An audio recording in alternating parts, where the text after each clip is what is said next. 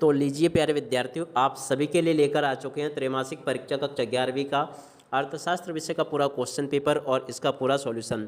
यहाँ से प्यारे विद्यार्थियों मैं आपको पूरा का पूरा क्वेश्चन पेपर सॉल्यूशन के साथ में बताने वाला हूँ। एक भी क्वेश्चन यहाँ से आपका मिस नहीं होगा अगर आपने इस क्वेश्चन पेपर को अच्छे प्रकार से देख लिया तो। अब चलिएगा जल्दी से हम आगे बढ़ते हैं, समझते हैं कि आपकी त्रैमासिक परीक्षा का आपका क्वेश्चन पेपर किस प्रकार का आपसे परीक्षा में पूछा जाएगा। तो देखिएगा, आज मैं यहाँ से आपको पूरा का पूरा आपका त्रैमासिक परीक्षा 2024-25 के लिए कक्षा 11वीं का अर्थशास्त्र विषय का पूरा पेपर बताने वाला हूँ। तो चलो जल्दी से हम आगे बढ़ते हैं, समझते हैं आपकी कक्षा 11वीं के अर्थशास्त्र के पूरे क्वेश्चन पेपर को और इसके पूरे सॉल्यूशन को। तो देखिएगा, आपके पेपर के लिए आपको 3 घंटे का समय दिया जाएगा और पूर्णांक आपका 80 अंकों का होने वाला है। यहाँ से आप सब लोग इसको देख लें, ये यहाँ पर आपको ये निर्देश दिए गए, तो आप सब लोग इनको भी पढ़ लेना। अब चलो जल्दी से मैं आपको पूरा का पूरा क्वेश्चन पेपर और उसका सॉल्यूशन बता देता हूँ। तो देखिएगा प्यारे विद्यार्थियों, ये रहा आपका कक्षा 11वीं का अर्थशास्त्र विषय का पूरा क्वेश्चन पेपर। यहाँ से आप सब लोग इसको अच्छे से देख लें और पूरा का पूरा समझ भी लें। पहला क्वेश्चन पढ़ते हैं, अपन क्या लिखा है, अर्थशास्त्र के विभाग होते हैं। तो देखिएगा प्यारे विद्यार्थियों, अर्थशास्त्र के कितने विभाग होते हैं, यहाँ से आपको इसके ऊपर चिन्ह लगा देना 5 के ऊपर, ठीक है।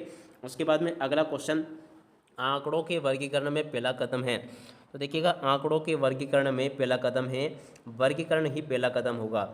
उसके बाद में अगला क्वेश्चन, माध्यिका को कहा जाता है। तो देखिएगा प्यारे विद्यार्थियों, माध्यिका को क्या कहा जाता है, तो इसका राइट आंसर आ जाएगा स्थिति संबंधी माध्य इसको कहा जाता है, इसका राइट आंसर ये आ जाएगा।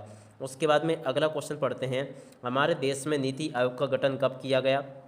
तो देखिएगा प्यारे विद्यार्थियों, यहाँ से आप सब लोग देख लीजिएगा, चौथे नंबर का जो क्वेश्चन आपको दिया गया है इसका राइट आंसर आ जाएगा 1 जनवरी 2015 को इसका गठन किया गया था। अगला क्वेश्चन पढ़ते हैं, हरित क्रांति के जनक हैं। तो देखिएगा प्यारे विद्यार्थियों, 5 नंबर का क्वेश्चन आपसे पूछा गया है कि हरित क्रांति के जनक कौन है।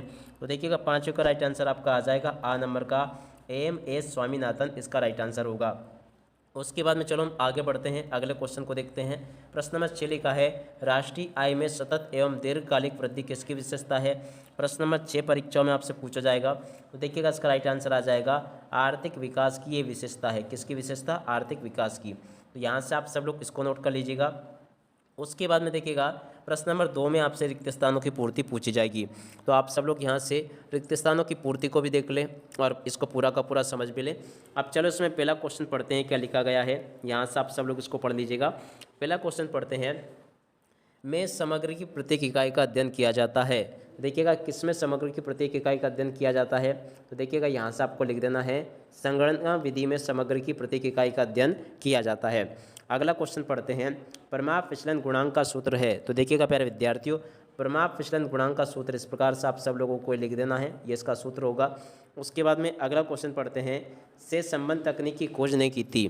तो देखिएगा प्यारे विद्यार्थियों, से संबंध तकनीक की खोज किसने की थी। तो यहाँ से आपको लिख देना है कार्ल पियर्सन ने।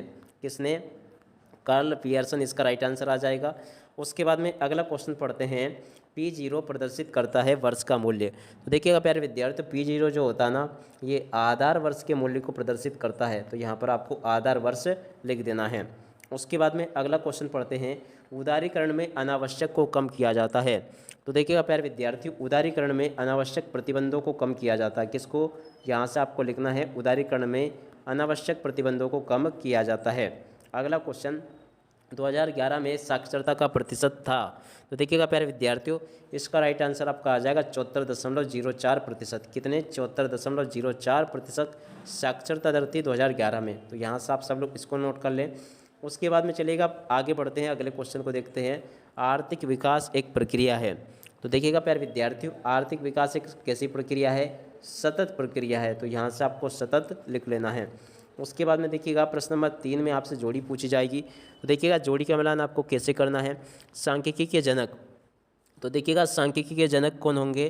तो देखिएगा, इसका राइट आंसर आ जाएगा गोटफ्राइड एकेनवाल।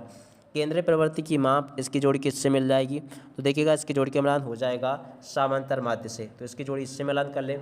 पदों के विचलन की माप, प्रश्न नंबर 3 में आपसे पूछा गया है। तो देखिएगा, इसकी जोड़ी मिल जाएगी आपकी अपकीर्ण से। चौथे नंबर का क्वेश्चन, आदर्श निर्देशांक। तो देखिएगा, आदर्श निर्देशांक की जोड़ी किससे मिल जाएगी, इसकी जोड़ी मिलेगी फिशर के निर्देशांक से।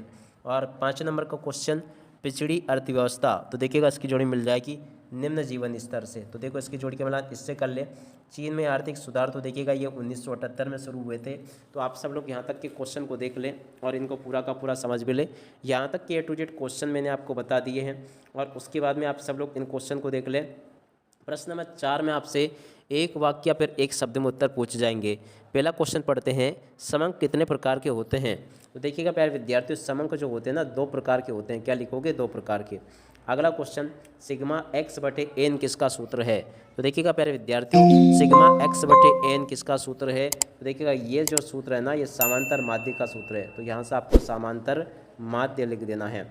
उसके बाद में अगला क्वेश्चन पढ़ते हैं, प्रमाप विचलन का विचार किसने दिया। तो देखिएगा प्यारे विद्यार्थियों, प्रमाप विचलन का जो विचार था वो किसने दिया था, आपको बताना है। तो देखिएगा प्यारे विद्यार्थियों, इस विचार को देने वाले का नाम था कार्ल पियर्सन। तो क्या लिखोगे? यहाँ से आप लोग लिख लो इस प्रकार से, कार्ल और उसके बाद में पियर्सन, इसका राइट आंसर आ जाएगा। तो यहाँ से आप सब लोग कार्ल पियर्सन लिख लें। उसके बाद में अगला क्वेश्चन पढ़ते हैं, कृषि क्रिया किस क्षेत्र से संबंधित है। चौथे नंबर का क्वेश्चन आपसे पेपर में परीक्षा में इस प्रकार से पूछा जाएगा। तो देखिएगा चौथे नंबर के क्वेश्चन का राइट आंसर आ जाएगा, ये प्राथमिक क्षेत्र से संबंधित है। किससे? यहाँ से आपको लिखना है प्राथमिक, उसके बाद में क्षेत्र से ये संबंधित है। तो इस प्रकार से लिख ले। अगला क्वेश्चन पढ़ते हैं, निजी क्षेत्र द्वारा सार्वजनिक क्षेत्र के उद्यमों पर पूर्ण रूप से स्वामित्व प्राप्त करना क्या कहलाता है। तो देखिएगा प्यारे विद्यार्थियों, इसको कहते हैं निजीकरण। क्या लिखोगे? यहाँ से निजीकरण, इसका राइट आंसर आ जाएगा। उसके बाद में कीमत में वृद्धि का विनियोग पर क्या प्रभाव पड़ता है। तो देखिएगा इसका विपरीत प्रभाव पड़ता है। तो यहाँ से आप लोग क्या लिख लोगे? कीमत में वृद्धि का विपरीत प्रभाव इसके ऊपर पड़ता है। उसके बाद में अगला क्वेश्चन, आर्थिक विकास का आधार क्या है। तो देखिएगा प्यारे विद्यार्थियों, आर्थिक विकास का आधार होगा आर्थिक कल्याण में वृद्धि। तो यहाँ से आप सब लोग लिख ले, आर्थिक विकास का आधार क्या है?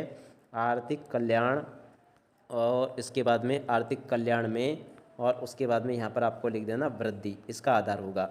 उसके बाद में चलो हम आगे बढ़ते हैं। यहाँ से आप सब लोग सत्य असत्य को देख लो। सत्य असत्य में पहला क्वेश्चन पढ़ते हैं, समंक कितने प्रकार के होते हैं। देखिएगा प्यारे विद्यार्थियों, समंक 2 प्रकार के होते हैं।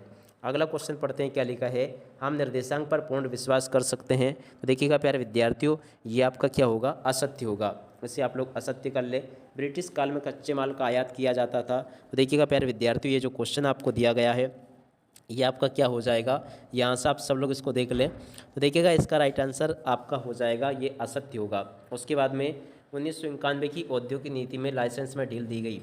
चौथे नंबर का क्वेश्चन, तो देखिएगा प्यारे विद्यार्थियों, ये भी आपका सत्य हो जाएगा। और उसके बाद में मानवीय पूंजी से उत्पादन में वृद्धि होती है। 5वें नंबर का क्वेश्चन, ये भी आपका सत्य हो जाएगा। उसके बाद में भारत भौगोलिक दृष्टि से दक्षिण एशिया का सबसे बड़ा देश है। तो देखिएगा ये भी आपका सत्य होगा। तो इस प्रकार से आप सब लोग सत्य सत्य को देख लें और उसके बाद में आपके पेपर में आगे इस प्रकार के क्वेश्चन पूछे जाएंगे। तो आप सब लोग इन क्वेश्चन को देख लें और बहुत ही जल्दी मैं आपको इस पूरे पेपर का सॉल्यूशन दे दूंगा ताकि आप सब लोग अपनी परीक्षाओं में अच्छे से पास कर सको। सभी के सभी क्वेश्चंस मैं यहाँ से आपको बता चुका हूँ और बाकी के जो आपके क्वेश्चन रह गए प्रश्न नंबर 6 से लेकर 23 तक के, इनका सॉल्यूशन मैं आपको बहुत ही जल्दी उपलब्ध करवा दूंगा।